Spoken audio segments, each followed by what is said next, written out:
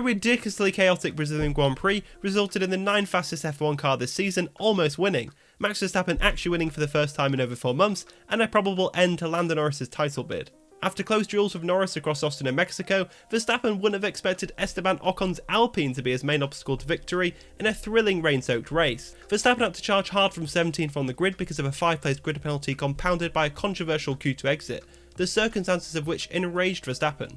The weekend looked like it was going well away from Verstappen and Red Bull, with Verstappen having already lost 3 points to Norris in the sprint race, one of which was due to a post-race penalty for a virtual safety car infringement.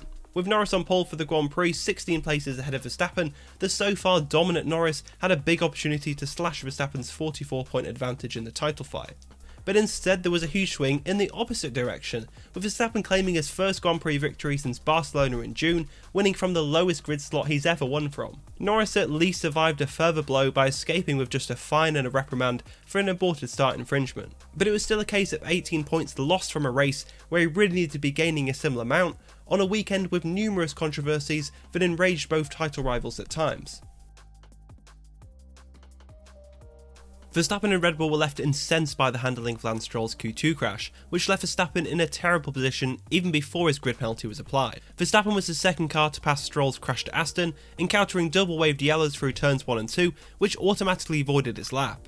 It took nearly a minute for the session to then be red flagged, which denied Verstappen the chance to start a final flying lap and allowed Charles Leclerc to knock him out of Q2. Verstappen called the handling of this unbelievable, and he and the Red Bull team boss Christian Horner both criticised how long it took to throw the red flag. But while Red Bull saw this as yet more evidence of decisions going against the team, it just looked hugely unfortunate. Even if Stroll's crash triggered red flags as quickly as possible, it didn't because it looked as if Stroll might have been able to recover his Aston to the track. The unavoidable lag between Stroll's crash and a red flag appearing would still have given Leclerc time to cross the line, improve and knock Verstappen out of the top 10. And given Stroll crashed with around 1 minute 40 seconds remaining and a red flag would have taken up to 10 seconds anyway, qualifying would have resumed with around 1 minute 30 seconds left. So Horner was right to say that Verstappen could have got another lap in, but it would have been difficult as that is barely enough time to complete an outlap and start a flying lap in time.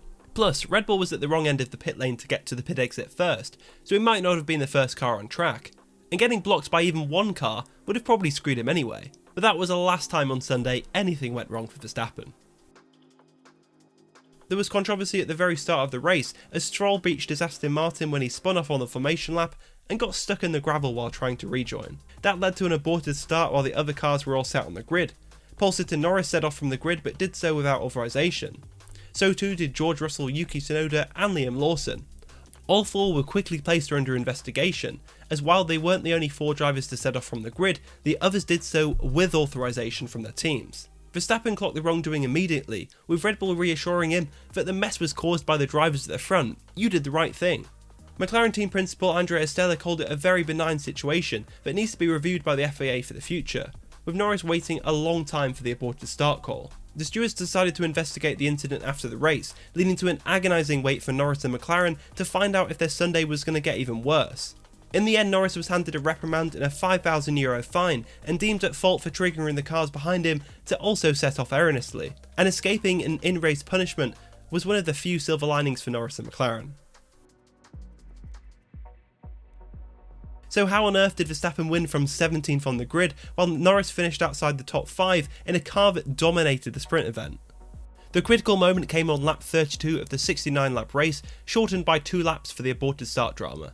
Franco Colapinto lost control of his Williams on the curved start-finish straight under the safety car, the third shunt of a costly Sunday for Williams, who had already spent the 3 hours between qualifying and the race trying to rebuild both cars after a pair of qualifying shunts. Teammate Alex Albon's car couldn't be repaired in time, and Colapinto then wrecked the sole rebuilt Williams in an incident with monumental ramifications for the title protagonists. Norris had lost the lead to Russell at the start of the race, but he was still in a strong position when the pair pitted for fresh intermediates as the rain intensified. Worn intermediates were the right tyres for a drying track, but a sudden rain shower increased the appeal of pitting for fresh inters, something Norris and Russell chose to do at the end of the virtual safety car for Nico Hülkenberg's spun Haas. They forfeited the lead to Verstappen and the Alpines, who stayed out, a decision that proved critical to them locking out the podium as a red flag for Colapinto's crash neutralised the race and handed the trio an effective free pit stop. Norris knew he was screwed, immediately acknowledging that Verstappen was going to get a free pass. After the race, he called being able to change your tyres under a red flag, a rule that nobody agrees with unless it benefits you. Ocon led when the race restarted, and while Verstappen couldn't do anything to challenge him initially, another safety car for Carlos Sainz going off in his Ferrari handed Verstappen another chance. Verstappen didn't need asking twice, as he dived down the inside of Ocon at the first corner at the restart, launching himself into a lead that he was never going to give up. Verstappen drove away thereafter, winning by nearly 20 seconds and picking up the fastest lap bonus point along the way, just for good measure. Behind him, Norris had a disastrous restart, locking his rear tyres and running wide at turn 1 and losing 3 positions to drop to 7th. Teammate Oscar Piastri let Norris pass him just as he did for the win in Saturday's sprint race, but Norris couldn't climb any higher, having to settle for 6th at the checkered flag. Norris rubbished claims that McLaren messed up by pitting him prior to the red flag. He called it the right thing to do and said he doesn't care about the hindsight of such decisions, believing Red Bull benefiting from keeping Verstappen out was simply lucky. Stella said the decision had full agreement between the pit wall and the drivers, and said it would have been very risky to leave Norris out on the track as the rain intensified. Particularly risky when McLaren's priority is securing the Constructors' title, leading to a firm order to both McLaren drivers to ensure they finish the race. Stella also pointed out it was easier for Verstappen and the Alpines to gamble on staying out, given they had less to lose. Norris's bigger concern though was McLaren's pace versus Verstappen. He called the Red Bull way faster, and thought if Verstappen had started at the front, he'd have lapped Norris, such was his advantage. While cutting through the midfield, Verstappen was lapping quicker than the race leaders Russell and Norris, and he was untouchable during the final 20 laps of the race, building a sizable gap with relative ease. McLaren had controlled the weekend prior to that, with Norris and Piastri making full use of yet another clever McLaren rear wing to finish 1-2 in the sprint. Even when they had to swap the rear wing to a higher downforce version for the wet qualifying, Norris dominated and emerged on top, looking like his weekend was peaking at the perfect time. With hindsight, of course, Red Bull might have challenged Norris for pole without its Q2 nightmare. After all, the McLaren struggled badly with brakes locking in the wet conditions, something that left Piastri only 8th in Q3.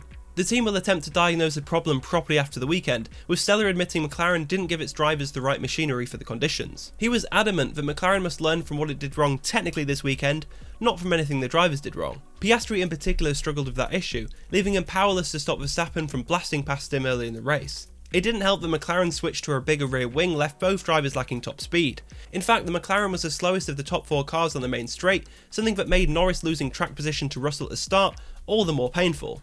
There were hints of Verstappen's strong race pace in the sprint too, but there was also undoubtedly an element of this being yet another Verstappen masterclass in mixed conditions, at the very same track where he demonstrated his mastery so well in 2016.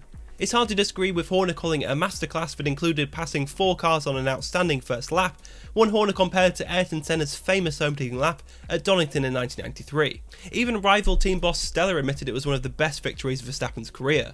Verstappen's wheel-to-wheel combat has been the subject of intense scrutiny over the last couple of weekends, but Verstappen siving through the field here was spotless brilliance. For Norris and McLaren, the Interlagos race is yet another case study to add to a frustrating list of errors that they may spend the winter kicking themselves over. Had they finished where they started, Norris would have slashed Verstappen's lead from 44 to just 19 points. Given Red Bull's pace, Norris would have expected Verstappen to fight back to well inside the top 10, but Verstappen winning while Norris slumps to 6th is pretty close to McLaren's worst case scenario. It means Verstappen has a 62-point advantage with just 3 rounds of the season remaining, the exact points difference there was at the start of the triple header. There are now only 86 points left on the table, meaning Verstappen could theoretically seal the title in Las Vegas. In fact, if Verstappen wins again in Las Vegas, he'll be a 4-time world champion. Verstappen could finish 6th in each of the last 3 Grand Prix in the Qatar sprint race, and then even Norris winning all 4 races wouldn't stop Verstappen from taking the title. And Norris winning every race is far from guaranteed, given this was something of an off weekend for a Ferrari team that McLaren expects to be very strong in Vegas. The triple header has shown Red Bull has made some strides with its race pace too, so realistically Norris is relying on a miracle now. McLaren's only likely 2024 hope is converting its current Constructors' Championship lead into a first title since 2008. There were plenty of apparent championship swings across a controversial Brazil weekend, but there's only one swing that matters, the 18-point gain for Verstappen that's left Norris's title dream in tatters.